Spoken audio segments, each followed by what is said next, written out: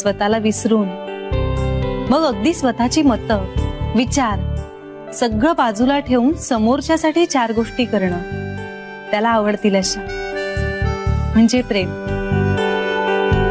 आणि हे सगळं करताना आपण कुठलीच तडजोड करत नाही आहोत, यातही आनंद आहे असं मनापासून वाटणं म्हणजे प्रेम. आपलं सर्वस्व बहाल करताना कुणाचीच भीती न वाटणं म्हणजे प्रेम. आणि हे सगळं मी तुमच्याकडून शिकले. हातचं राखून प्रेम कसं करणार हो? प्रेम केलं की ते टोकाचंच असतं ना. प्रेमात जर झोकून दिलं नाही तर मग ते प्रेम कसं?